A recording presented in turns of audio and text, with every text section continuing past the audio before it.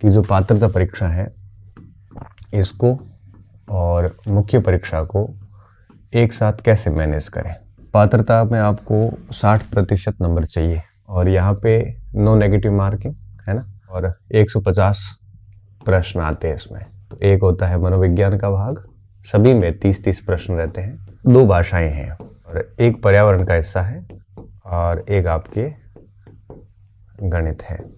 तो ये 30 का हो गया, 2 भाषाएं 60 की हो गई, पर्यावरण 30 का हो गया और गणित 30 का हो गया।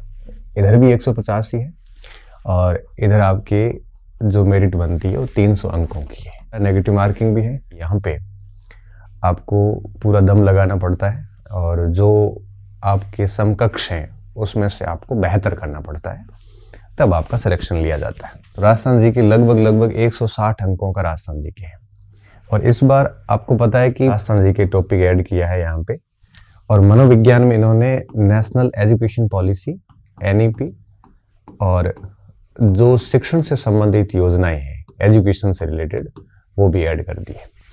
और आपको बता दूं ये जो ऐड हुआ है ना, ये तीनों ही मेंस में है ऑलरेडी पहले से ही, क्योंकि प्रबंधन भाग में NEP एवं राजस्थान टॉपिक लिया हुआ है, मनोविज्ञान है यहाँ पे ICT भी है और ये दोनों मिला के 30 अंकों का है।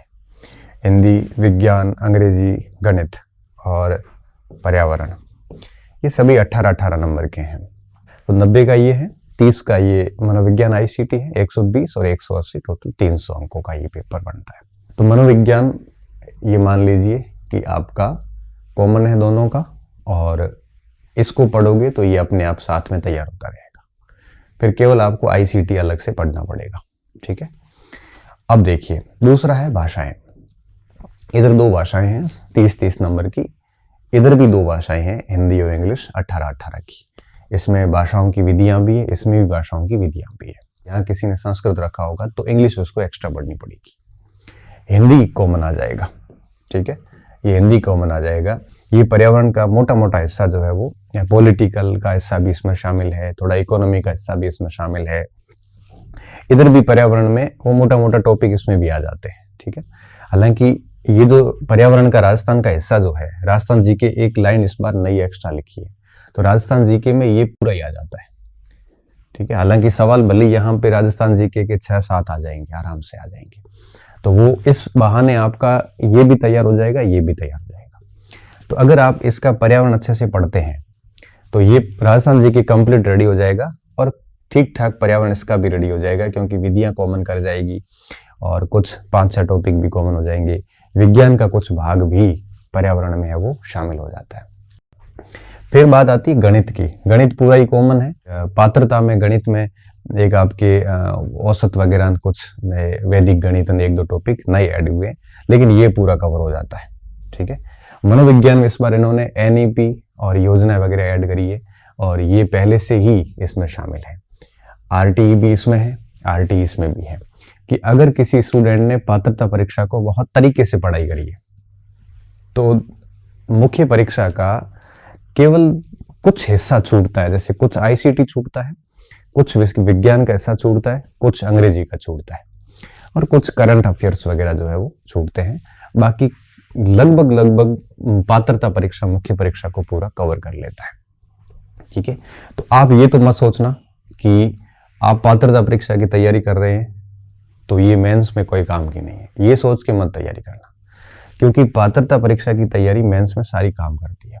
अब आपके पात्रता परीक्षा और मुख्य परीक्षा के सिलेबस के अंदर अगर अपन देखें तो मोटे तौर पे 80% चीजें कॉमन है। ठीक है, अब आपको ये बिल्कुल मस्तिष्क से निकाल देना है कि पात्रता परीक्षा की तैयारी केवल 27 फरवरी तक काम आएगी, उसके बाद काम की नहीं। ऐसा बिल्कुल नहीं है। अगर आप पात्रता परीक्षा को बहुत बढ़िया से तैयार करते हैं तो यही चीजें आगे आपको कैरी करनी, कुछ चीजें बढ़ानी है और आप मेंस के लिए भी साथ में रेडी हो रहे हैं। अब आप इसको मैनेज कैसे करें। अब देखो, जिनके भी पात्रता हो रखी है उनके तो ठीक है, वो भी वापस कर सकते हैं, दिक्कत वाली बात नहीं है, लेकिन जिसकी नहीं हुई है उनको थोड़ा सीरियसली करना। अब उनको करना कैसे है। अभी एक स्टूडेंट को क्या करना चाहिए कि पात्रता तक इस पे फोकस करना चाहिए पूरा। ठीक है, जिनकी पात्रता नहीं हो रखी है, जिनकी हो रखी है वो इस पे फोकस करें पूरा। जिसके पास पात्रता नहीं है, मतलब वो पात्र नहीं है, तो उसको क्या करना चाहिए ताकि वो मेंस को भी साथ में मैनेज करके चले। 2-3 घंटे आप इसको दोगे तो क्या होगा कि मनोविज्ञान और टीचिंग मेथड आपके रेडी हो जाएंगे। आप सोचिए कि 70 से 80 नंबर का तो ये आता है, इसलिए इसको आपको 2-3 या से अधिक समय आप आराम से दे सकते हैं। और ये मॉर्निंग का समय जो है, सुबह का समय आप इसको दे सकते हैं। 2 से 3 से 4 घंटे भी कर सकते हैं, ये आपके ऊपर है। अब देखो ये बहुत बड़ा पोर्शन है और आपको पता है कि लगभग 160 के आसपास अंक मेंस में रखता है और पात्रता में इसके 5 से 6 प्रश्न आएंगे, बहुत अधिक नहीं आएंगे, क्योंकि पर्यावरण के पूरे 30 प्रश्नों में से इसमें से आपके 8-10 प्रश्न चले जाते हैं विधियों में, पीछे 20 बचते हैं। 20 में से 6-7 प्रश्न साइंस के चले जाते हैं, पीछे 14 एक प्रश्न बचते हैं। 14 में से लगभग 7-8 प्रश्न मुझे लगता है इसके आ जाएंगे, 7-8 दूसरे आ जाएंगे। ठीक है, कम से कम 2-3 घंटे इसको दे ही दें। जैसे आप पहले इतिहास पढ़ रहे हैं, इतिहास पूरा हो गया, फिर संस्कृति पूरी हो गई, फिर भूगोल, राज व्यवस्था पे अधिक समय न दे और खाली टाइम मिलता है उस समय करंट अफेयर्स की कोई मूमल है या कोई नाथ है, ऐसी कोई भी किताब है, वो खाली टाइम में उसको देखते रहें। पॉलिटी पे बहुत अधिक जोर देने की आवश्यकता नहीं है, क्योंकि पॉलिटी में एक आधा प्रश्न आता रहता है, बाकी इतिहास, संस्कृति, भूगोल ज्यादा महत्वपूर्ण रहते हैं। अब आप सोचिए कि लगभग आपका आधा कोर्स तो पात्रता का हो गया, आधा कोर्स मुख्य परीक्षा का हो गया। आप इन दोनों को छोड़ नहीं सकते, ठीक है ना। बिना इन दोनों के कॉन्फिडेंस भी नहीं आएगा। क्लियर।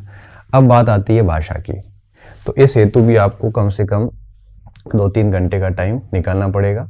इतना करने के बाद आपका केवल 15 नंबर की गणित रहेगी। 15 की क्यों कह रहा हूं, क्योंकि बाकी मेथड तो उधर आ जाएंगे, खाली गणित शेष रहेगी। उन टॉपिक्स पे आपको ज्यादा जोर देना है जो मेंस में भी है, क्योंकि देखो पात्रता आपकी 1, 2, 3 इन तीनों से हो जाएगी और गणित भी आप कर लोगे आराम से। गणित कैसे कर लोगे, क्योंकि विधियां तो हो ही जाएगी, इसके साथ मॉर्निंग में पढ़ रहे हो। और अगर आप सैटरडे संडे भी गणित मिलाते हैं, बाकी सारे सब्जेक्ट छोड़ के संडे गणित मिलाते हैं, तब भी आप पात्रता बड़े आराम से कर लोगे। लेकिन जीके को और मनोविज्ञान को और भाषा को थोड़ा थोड़ा टाइम देना बहुत ज्यादा जरूरी है। अगर किसी का जैसे राजस्थान जीके में इतिहास संस्कृति बहुत अच्छा है तो फिर उसके ऊपर कम ध्यान दे, बाकी वाले पोर्शन पे ज्यादा ध्यान दे। किसी का भाषा अच्छा है तो उसको कंपनसेट करे। देखो ये अब आपके ऊपर है, आपका जो पोर्शन अच्छा है उसके स्थान पे जो बिल्कुल छूटा हुआ उस पोर्शन को आप पढ़ सकते हैं।